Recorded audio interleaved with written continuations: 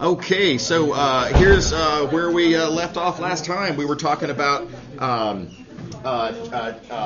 change of variables in some sense, right? But we had kind of transitioned to the point where we're thinking about how you can use change of variables to, applied to coordinate system conversion formulas, right? Thought of as a change of variables function.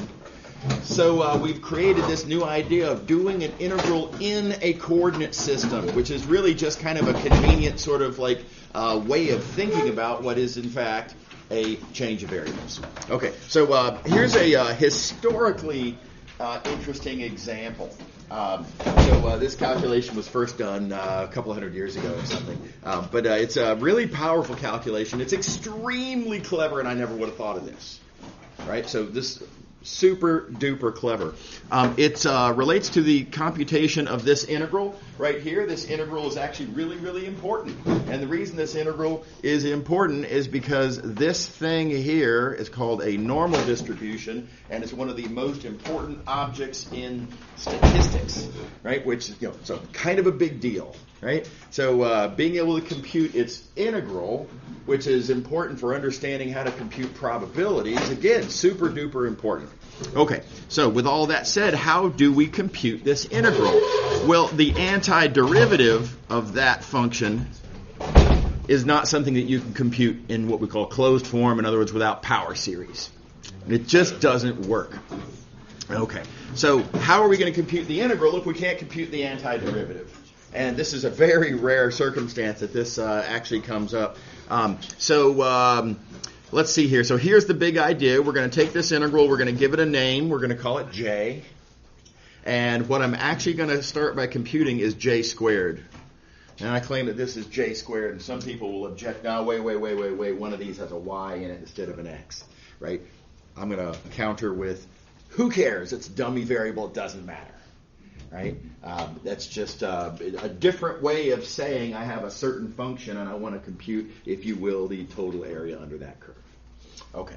All right. Now, having written it like this, though, let's remind ourselves that for the purposes of, for the purposes of this integral, this thing here is, in fact, it's just j. It's a number, right? It's a constant. I don't know what the constant is yet, but it's a constant. It's just some value, right? So, being as this is a constant,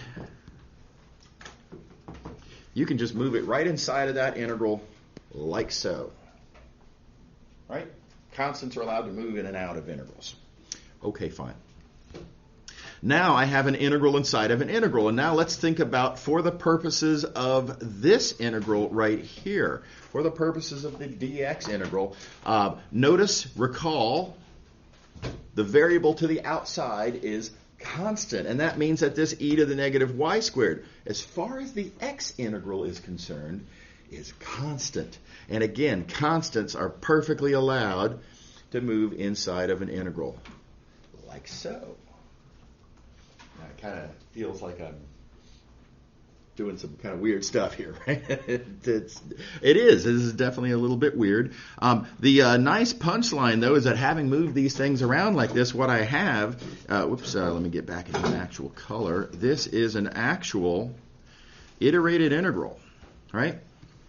Just plain old, regular old iterated integral. And we already know that iterated integrals are double integrals. Okay, so what we have done so far is we have turned a question that we don't know the answer to now into a different question that we don't know the answer to. A different and seemingly harder question that I don't know the answer to. And it's kind of a thing of beauty, but sometimes in math, turning a hard question into a harder question is the first step in the solution. And here's how this plays out, and this is where things get kind of awesome. How am I going to compute this integral right here? I'm going to do that integral in a different coordinate system. I'm going to compute this integral in polar coordinates. Now notice, all I've done here is do polar coordinates, right? Area in the xy plane, r d theta. How would I describe R2? Well, R2 would have theta going all the way around and R going from 0 to infinity. Right? That's going to sweep out all of R2. So, oh, and then of course, obviously, I've plugged in the what is x squared plus y squared in polar coordinates? That's r squared. And so now I have a different new question, but this one is actually not harder. This one is actually pretty straightforward, not that big of a problem, because mysteriously, I missed again. I don't know why I can't hit the. There we go. This integral on the inside, the first integral that I have to do, the integral where I have to do the r antiderivative that involves the e to the negative r squared, this thing that we felt like we couldn't do at the very beginning is no longer the same integrand. Now I have this extra factor of r in here, and this is an easy substitution. No big deal. Let u equal negative r squared, and things will just work out. So wonderfully clever how this works out. And, of course, I don't want to spike the football on the 2-yard line here. Don't forget, we did just compute j squared, not j, right? So the actual thing that we're interested in, this actual integral, is square root of pi, not pi. Okay. Everybody all right? I think that's a lovely little calculation. And a nice example of how sometimes polar coordinates can be useful when you're not really expecting it to. Okay, so let's move on to cylindrical coordinates. Remember, one of the big ideas of doing an integral in polar coordinates is that we are, in fact, doing a change of variables. It's just that instead of actually pulling back and looking at your actual new domain and slicing that up in the usual way, we're just going to understand what the slices look like in the space where we're actually doing business. And so, for example, sure, I could look at a pullback domain over here, right? And I could actually talk about doing, let's say, theta slices of that thing. Those theta slices would look like this, but just don't forget, what do those theta slices actually look like in XYZ space? And, well, constant values of theta. Theta being a cylindrical coordinate, right? What do you get when you set theta equal to various different constants? Well, you get various different, what I like to call half planes hinged on the z-axis. And I say hinged because it's kind of like each one of these half planes. I like to think of it as being kind of like a door on a hinge, literally, as doors are. And the z-axis is where the hinges are. So hinged on the z-axis. That's what theta slices look like in cylindrical coordinates. Does that seem reasonable? Okay. So likewise, I suppose we could also think about, well, what do r slices look like? And so keep in mind, our axis is like that, and our slice is perpendicular to that. It represents a constant value of r.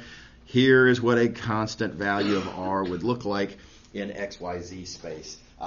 A little bit weird looking. This is a curved slice, and so a little bit uninviting to think about slicing things up in that way, but I suppose we could do it. Good news, we're never going to need to. But that's what it would look like.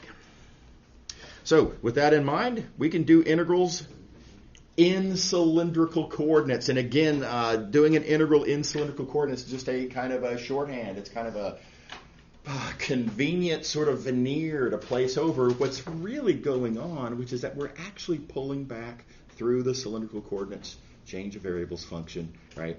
We're just not drawing it that way because it's hard to draw it that way. Okay, so here are the tips and tricks. There are 6 different ways that you can order your differentials, and it's almost impossible to find an example where you need to do anything other than these 2.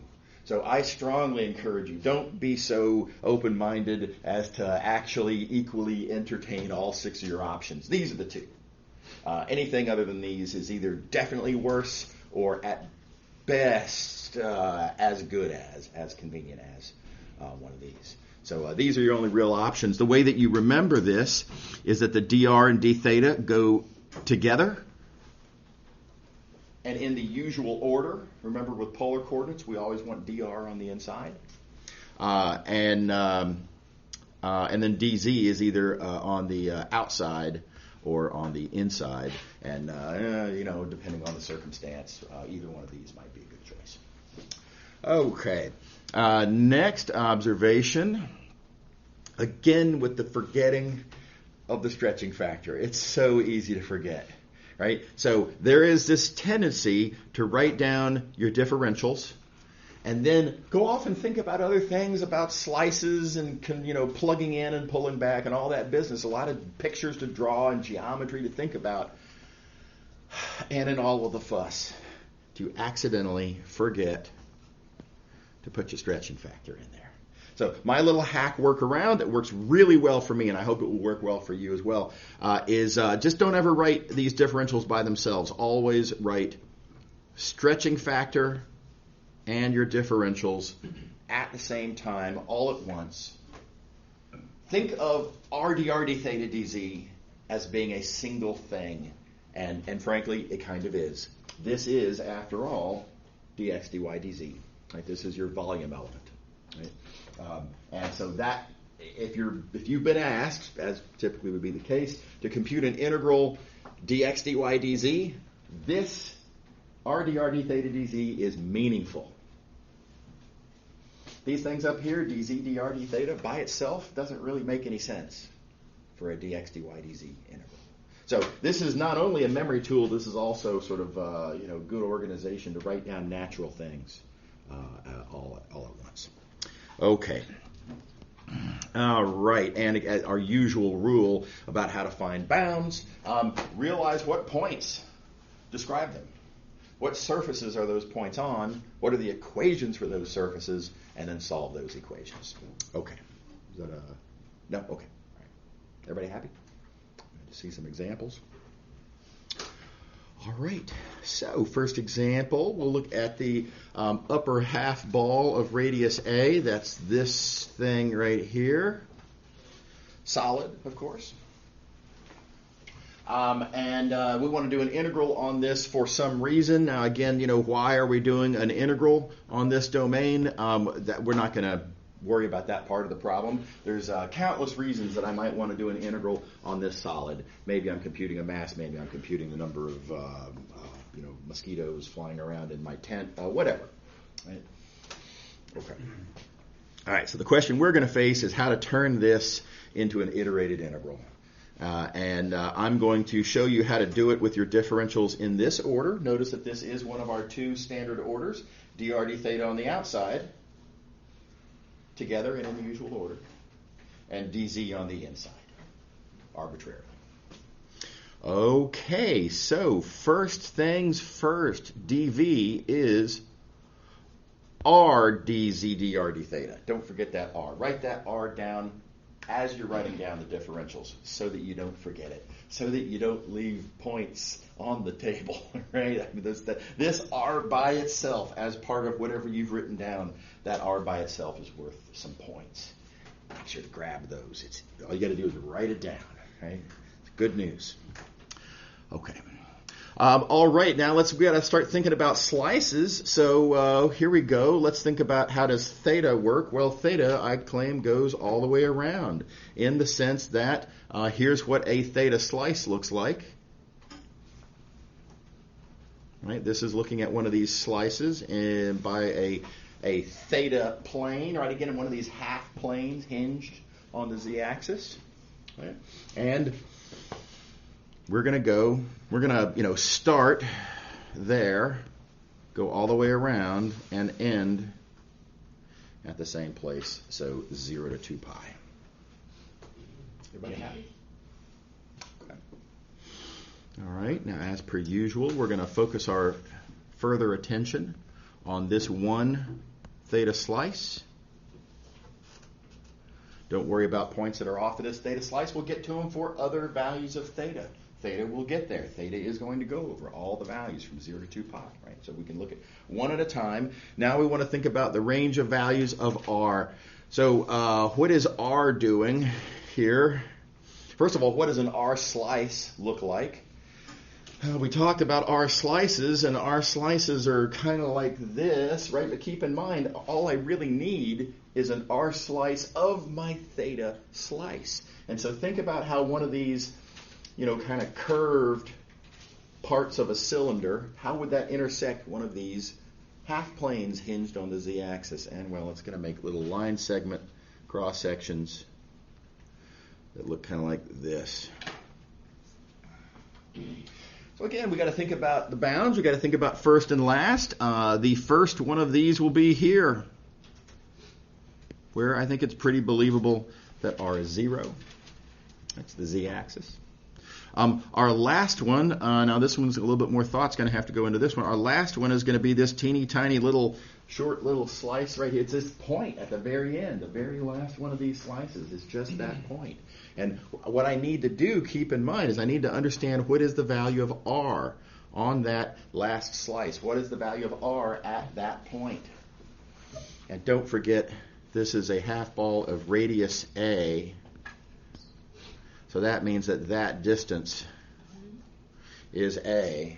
And that means that the value of r at that point is a. Is that cool? All righty. So, again, good. We've got theta fixed. Now we're going to fix both theta and r. And theta and r together give me this slice of a slice. And again, now the game continues. Now again, as I slice in the z direction, as what is the path of z, over this slice of a slice? And well, it's like that, and that starts here, where we're in the xy plane. That's pretty clear where z is equal to 0, right? And then it ends here. Okay, what can I say about that point? It's not immediately obvious where that point is, this green point. What I can say about it, though, is that it's on this sphere. There's that sphere in cylindrical coordinates. And by the way, if you prefer, you could first write down the rectangular equation for this sphere and then just convert to cylindrical coordinates. And this is what you would get when you convert to cylindrical coordinates. Everybody okay? Okay, now, reminder, why are we here? What am I looking at this equation for? It's so easy to lose track. Remind yourself, before you mess up, that we're trying to find a z-bound. So in this equation, we need to solve for z. There it is. There's the z. And so when I solve for that z, I get this. Notice it's a function of r and theta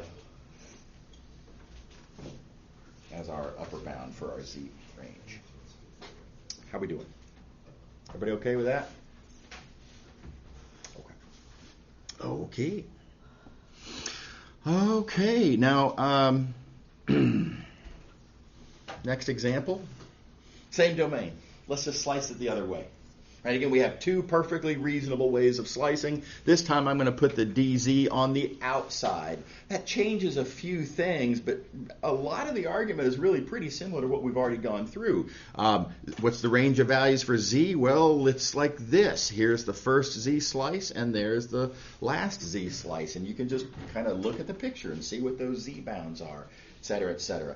The one tricky bit, and what I want to address, I'm going to let you all read through the rest of it. The one little tricky bit is when you get to thinking about your range of values of r, and when you're specifically thinking about the upper bound for r. And the upper bound for r is at that point. And here's what's going to happen. You're going to notice that that point is on the same surface that we were looking at with our previous ordering of the differentials, our previous different slicing. And then you're going to think, oh, well, then it's all the same. And this is where it's really easy to mess up. That point is on the same sphere. It does have the same equation, but very importantly, now we are not solving for z. Now we are solving for r. And so you have to solve for r in there. And that gives you a definitely different, structurally similar, right? Recognizable, but importantly different bound there for r. That make sense? Okay, so cylindrical coordinates. Okay, spherical coordinates. Again, kind of the same deal. Again, we're doing a change of variables. Again, you can talk about pullbacks. Again, it's kind of geometrically and artistically hard to talk about and draw the pullbacks. So geometrically, it's very convenient just to think about what do the slices look like in XYZ space, and don't bother with, kind of doing the actual pullback that you're actually slicing up. You can just see what you need over here in your existing picture of your existing XYZ domain. So with that in mind, we do have to think about what these slices look like. Theta slices, of course, are exactly the same. Still the same theta.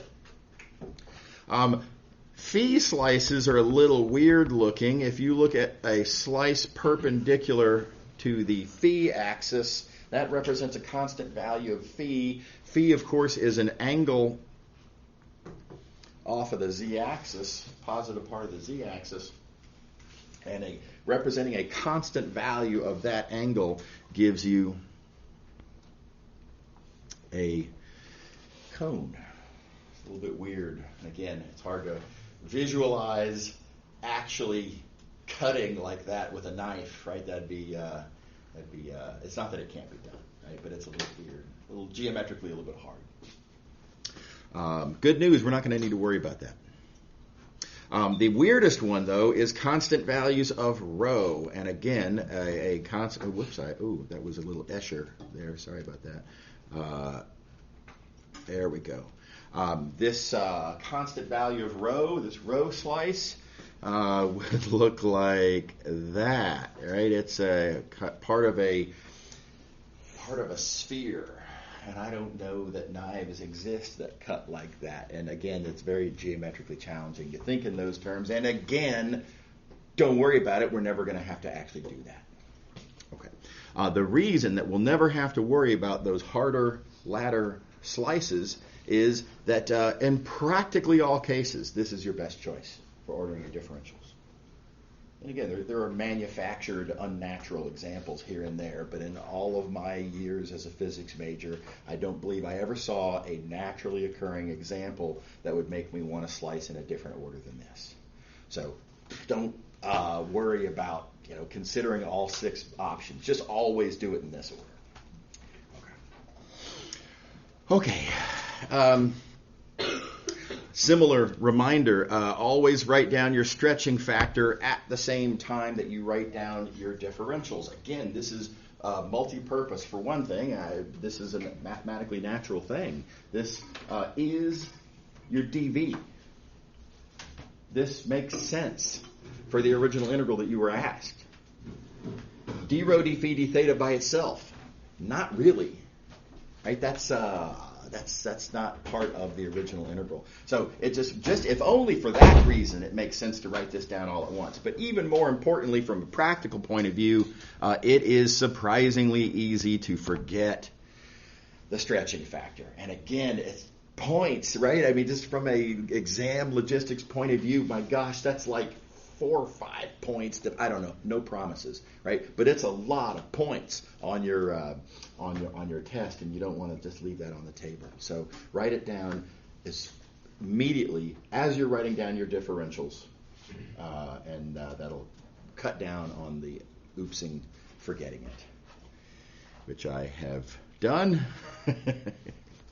But anyway, this does cut down on it quite a bit. And again, the same strategy for how we're going to find the bounds. We're going to look for points. We're going to identify the surfaces. We're going to write down the equations. We're going to solve for what we want. Okay, so here we go.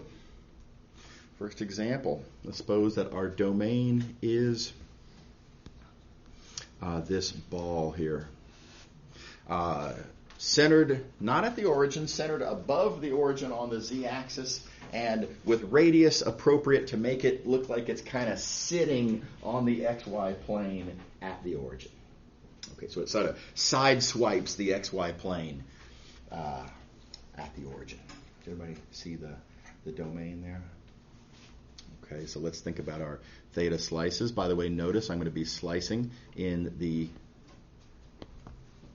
given order. We're going to do our theta slices first. And then we're going to look at phi slices of our theta slice. And then we're going to look at rho slices of our phi slice of our theta slice. Okay. Alrighty. So, so let's talk about the theta slices. Theta slices look like this. Now that's a purely geometric appeal. Right? You see the picture. You imagine what happens when you take a theta slice through it. That's what you get. And I make the observation that, of course, those go all the way around. And so 0 to 2 pi. Nice little hack convenience is to think of this as naturally a consequence of the fact that our solid has encased a portion of the z-axis. Right? There's a portion of the z-axis that is fully in the interior of our solid. And so 0 to 2 pi. Okay. Alrighty, now we're going to, before we go on, we're going to redraw this picture. This is a little bit of a weird move. You don't have to do this. I find, though, that if I'm looking at this theta slice, oh man, I'm looking at it at kind of an angle. Right? And it's uncomfortable in the sense that right angles don't look like right angles. Like in 3 space, I know that that is a right angle, but on the picture, on the paper, that looks like it's an obtuse angle. But truly, in 3D, that's a right angle.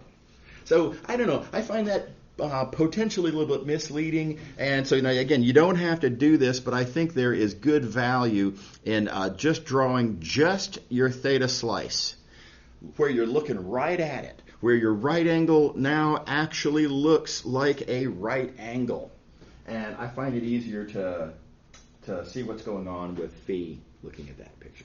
Again, optional for your consideration. Okay, so now let's start talking about phi slices of my theta slice. Now those phi slices, one word of warning, a very common mistake that students will make in a time like this is to kind of misinterpret what a phi slice is. A lot of students think of phi slices as kind of coming out of the center. And that can get misinterpreted as coming out of the center of whatever round thing you're looking at. And that's just not true, right? It is not true to think that our phi slices look like this. They do not. That's wrong, right? Those phi slices come out of the origin. That's how phi is defined. So this is what phi slices look like.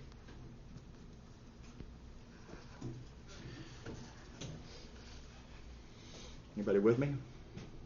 Easy mistake to make. I see this all the time. And again, on the picture that I'm looking at here, it's a little confusing. It looks like this last, what I've drawn here is my last phi slice. It looks like it's below horizontal. It's not. It is horizontal. And that's why I like this picture over here, because these phi slices, as I draw them, that very last one looks horizontal because it is horizontal and because I'm looking right at it. Everybody see again the kind of the geometric advantage to redrawing that slice? Again, optional. You don't have to do it. Okay, so what's the range of values of phi there? Well, phi starts at straight up, which is 0, and then it goes all the way down to horizontal, which is pi over 2.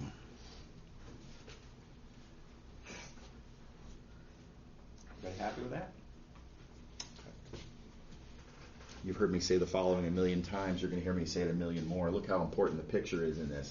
You really can't do this reliably without a picture, and perhaps more to the point, you can't communicate your, even if it's a valid thought process that you have, right? You can't communicate what that reasoning is without a picture like this. practically, I'll say. I mean, it's not that it can't be done. It's that it would be really hard to actually communicate this in like words or something. Okay, so please make sure to draw reasonable pictures.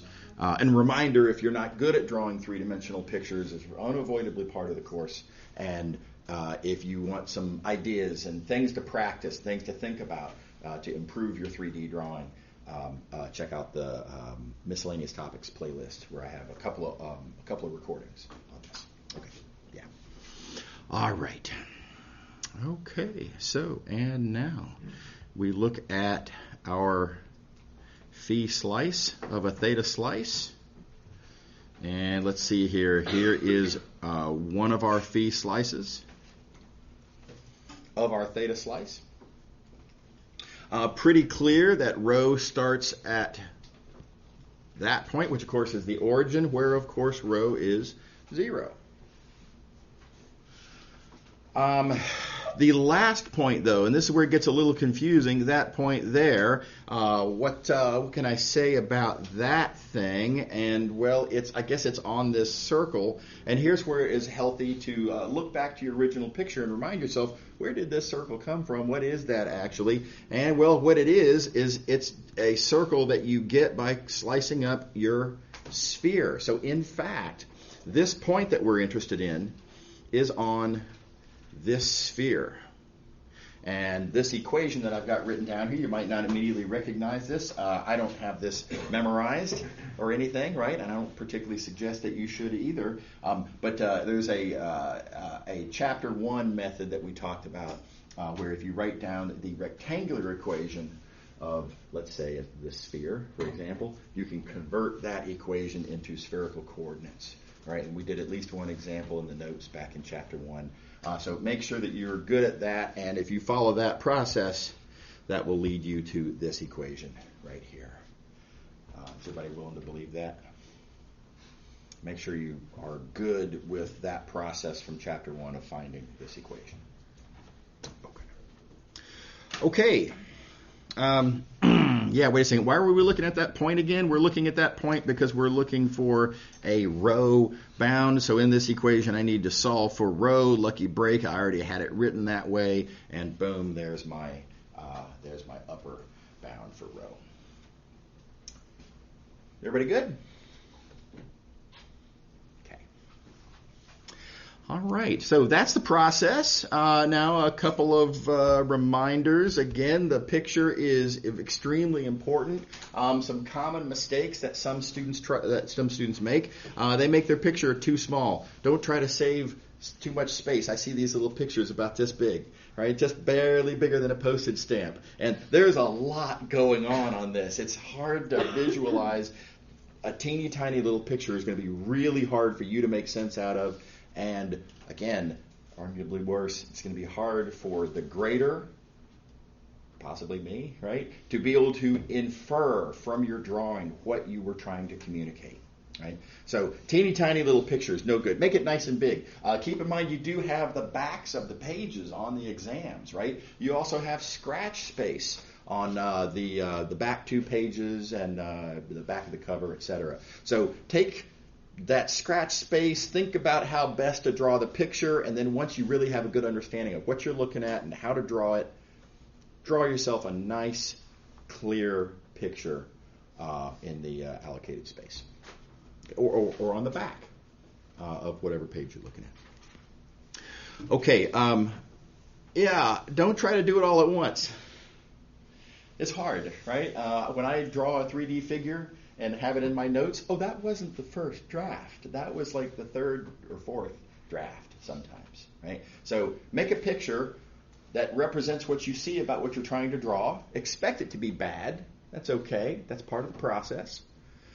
Learn a little something from your picture, right? After having drawn your bad picture, you'll be able to kind of see certain aspects of what you're trying to draw. What you have learned will then allow you to make a better second draft picture, and then again repeat. Okay, all right, and don't think of this as something that you're just born with. I mean, to whatever extent some people might be naturally artistic, okay, maybe. It doesn't matter. The point is, everybody, to some extent or another, needs to practice this. I certainly did when I was first learning this material, right? So, I think I've gotten to the point now where my drawings are pretty good. I'm not that ashamed of my 3D drawing, but that's lots of practice when I was learning this material, and then, of course, a few years of experience day in and day out since then. Right? So practice is a really important component, and make sure to do that. Okay. And along those same lines, don't try to reinvent the wheel. There are techniques to know. Like, you watch my videos, I talk about some very important techniques that really will make a difference. Make sure you know what those techniques are. Okay, another example. Here we go. Let's see here. We've got another ball there. This time it's centered on the y-axis, again going through the origin. Doesn't seem like it'd make a very big difference, but it turns out it does. Spherical coordinates, after all, is not a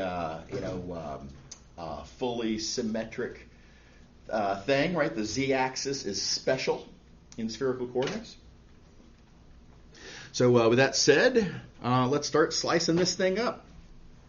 And the first part of this is the hard part, doing your theta slice. Oh, let me put in the pitch. Notice I've already secured my points here for having put in the stretching factor. Right, very important. Again, don't lose those points. As you write down your differentials, write down your stretching factor at the same time. And another reminder, I know I've said it before, make sure to remember that stretching factor. Rho squared sine phi. I see something kind of close but not quite right fairly often. This needs to be exactly right. So make sure you take the time as needed, have that locked down, memorized. Okay. Okie dokie. So yeah, theta slices, and again, geometric appeal here. This is what a theta slice looks like, and geometric appeal claim that the very first slice is where theta is 0. A lot of people think, well, it goes all the way around because it's a solid ball, but it is not enveloping any part of the z-axis. It just barely touches the z-axis. Notice the entire ball is on the positive y side of the xz plane. There is nothing to the left of the xz plane. Right? So this is where it starts, and then it ends just over here on the other side. It ends kind of over there like that. Where theta is pi. Yeah? Why is it going from 0 to pi, not negative pi over 2 to pi over 2? Well, negative pi over 2 would be that way. And there's nothing over there. There is no, like if you were to draw that slice, that slice doesn't hit anything. And nor does any slice that's kind of angling in the sort of the negative y direction. There's just nothing over there at all. Okay. Does that make sense? Yeah. It's a purely geometric thing. I mean, you just have to kind of imagine, we have this ball. It's not at the origin. It's sitting way over here, and it just kind of barely touches the xz plane, only at the origin. Would you get the same result if you were to use that? Oh, no, you get a dramatically wrong answer. Yeah, because totally wrong.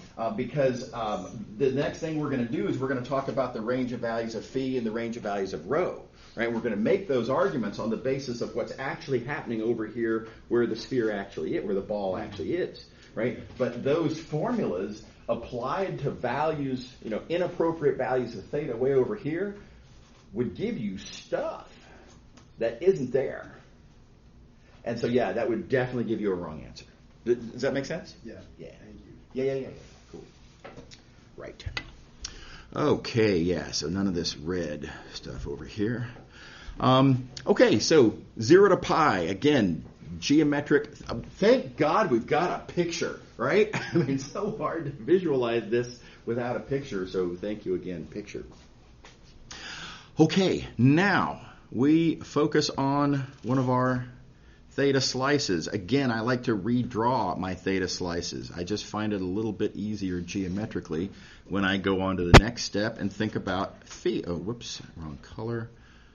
Thinking about phi, right? What's phi doing on this theta slice?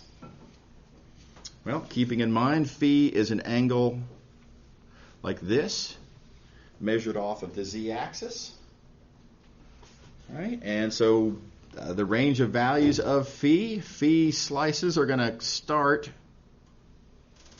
at 0.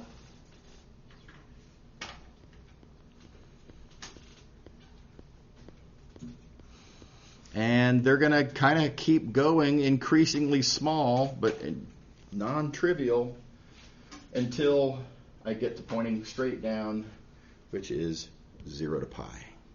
And thus, those bounds 0 to pi. Everybody happy? Yeah. In the last example, like yeah. along like the x, it wasn't x, but along the r-axis. Yeah.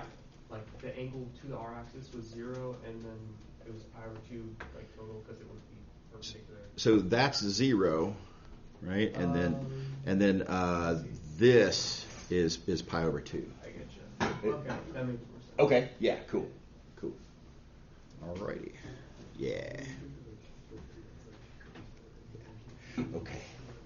Okay, so now, as usual, with the theta bounds identified and with the phi bounds identified, now we move on. We're going to focus our attention on a single phi slice of our theta slice. And what about rho? Well, rho goes along like that. It starts there, which is pretty clearly at the origin, right? It ends here, which is on this circle, which is actually this circle, which means it's actually on this sphere. And so again, I've got to take the givens of my sphere, and I've got to write down the spherical equation for that sphere. And so again, how do you get this spherical equation? Well, I mean, you probably write it down in rectangular coordinates first, because that's easy, right? And once you have it in rectangular coordinates, then you can convert to spherical coordinates by the chapter 1 methods. And, you know, there's some elbow grease in there. It's not so bad, right? But you do have to actually go through and derive that. So make sure you can do this, right? Make sure you're good with that. And again, now easy to lose track. Got to remember what we're doing with this. Why did I derive that equation? It's because I want to know rho. So I need to solve for rho. Luckily already written in that form, but solving for rho gives you that upper bound right there. Everybody happy? Okay, last example I'm going to show you.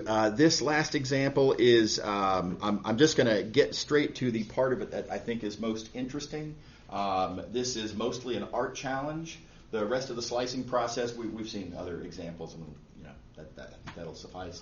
But there is something really hard about drawing this picture. In particular, what we're interested in here is this thing here, which again, my picture is already kind of wrong, because if you imagine that you have a solid ball there, right, and then you take a ball-shaped cut out of the bottom of it, right, imagine that you have a ball of Play-Doh, right, and then you take a melon baller and, right, take a spherical-shaped cut out of it. There would be kind of a lip going around down here. And it's, you know, I guess I could sort of draw that lip, but then things get a little confusing because it's not clear, like, well, what am I doing with that lip, and what's going on? Is there solid in here? Right? It's a really hard thing to draw. And of course, where I have my finger here, there's actually some solid on kind of the outside part, and then there's the hole that the melon baller cut out, and then there's some solid on the backside as well. It's pretty weird. Certainly pretty weird to draw.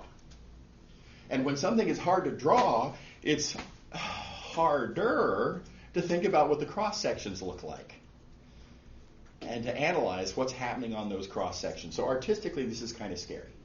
Right. So the trick I want to show you is that sometimes you actually don't have to draw cross sections of the intersection you're looking at. Instead,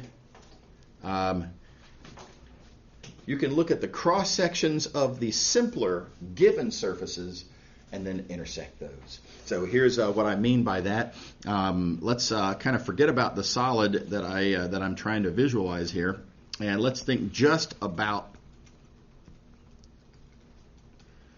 that sphere by itself. What is a theta slice of that ball by itself? And that's no problem, right? If I take a theta slice of that, it's just a ball. Well, I'm going to get a half a disk, right? And that's easy to draw. So here, down here, I will draw my half a disk. Nothing to it. Okay, that said, now let's look at the bottom ball that I'm kind of cutting out of my top ball. And what is a theta slice of this orange bottom ball? Well, that's going to be just another disk. Half a disk, that is. Right, so having taken my theta slice of the two individual balls, I have this picture right here. Now let's remind ourselves, why do we care about this picture? What I'm actually interested in is a theta slice of the part of the green ball that's outside of the orange ball, that hard to draw thing, right? And then I want to know what its cross section looks like. Yikes. But so easy on this picture to just realize, oh, well, I'm just going to take the green slice and subtract off the part that's in the orange slice. And so I get this nice, easy, relatively easy picture right here. And so this, what I have highlighted in yellow here, that is a cross-section of my very hard-to-draw solid from the previous page. And this was a relatively easy way to get to it. So that's most of the point of this example. There are some other details to be thought about. I will point out that in studying this, let's just leave it in gray there, this point is going to come up as relevant to one of our phi slices. And how do you find where that point is? And again, one thing you could do is you could play equation games looking at where these curves intersect. And it's not that you can't do that. That's fine. But it maybe not quite as convenient as noticing that we have another equilateral triangle. And when you have an equilateral triangle, those angles are free. Okay. All right. And by the way, thus, that pi over 3 right there. Okay. All right, rest of the details for you all to look through on your own. Okay, so let's see here. We have a couple of minutes left. I want to say a couple of quick things about these symmetry theorems that we're going to talk about next.